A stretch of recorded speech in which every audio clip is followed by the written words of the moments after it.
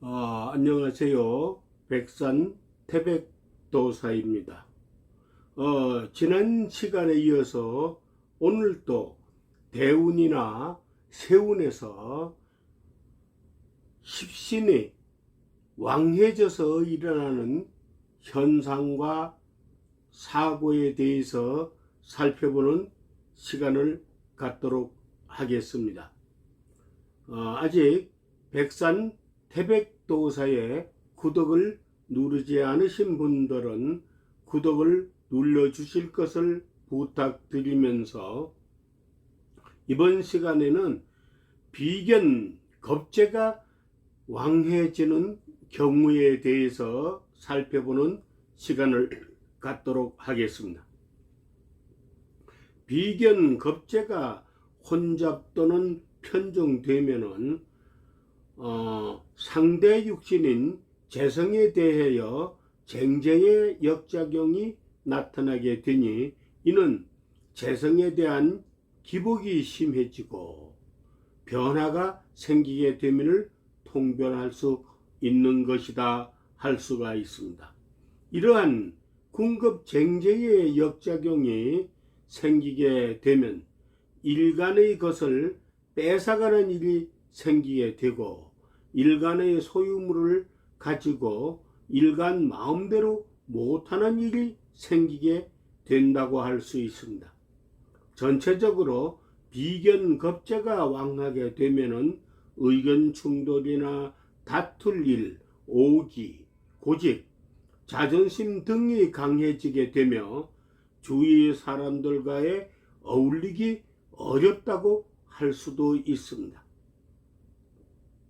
주변 사람의 일에 관여한다든지 혹은 주변 사람들의 말을 듣고 일을 추진하다가 군급쟁제에 의한 사건, 사고가 발생하고 쓸데없는 일이나 단체에 가입해서 분쟁, 사건, 사고 등으로 관제구설수에 시달리게 된다고도 할 수 있습니다. 일반적으로 비견이나 겁재운에는 조심을 해야 될 것이고 타격을 받는 재성의 동향을 잘 살펴야 한다고 할 수 있습니다.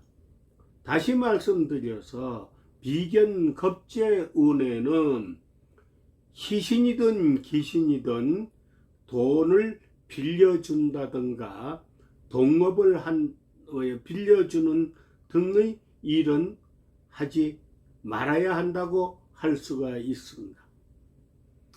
비견 겁재의 공통적인 심리는 없을 적에는 도와주고 나눠 먹고 있을 적에는 무조건 뺏어 먹으려는 쟁제의 성격, 즉 재물을 침탈하는 성격을 가지고 있다는 점을 명심하여야 할 것입니다. 왕한 비견 겁재는 인성의 기운을 설계하니 인성에 해당되는 전통이나 어른의 말씀에 순종하지 않게 되고 비판이나 반발을 하게 되며 학생은 학교의 규칙이나 선생님의 지시에 순종하지 않고 친구들과 어울려 다니면서 쟁제의 일을 저지르게 되니 금전에 대한 문제, 여자에 대한 문제, 공간에 관한 문제 등의 발생할 수 있다고 할 수 있습니다. 의심이 생기게 되니 주변 일을 믿지 못하고 의처증이나 의부증도 생기게 되며 여자는 남편에게 덤비고 사나워진다 할 수 있습니다. 또한 재성을 극하게 되니 활동력이 줄어들게 되고 건강도 나빠지게 되니 조심을 해야 한다고 할 수가 있습니다. 이는 죄를 극한다는 것은 즉 노동을 의미한다고 할 수 있고 남과의 다툼을 의미한다고 할 수가 있기 때문입니다.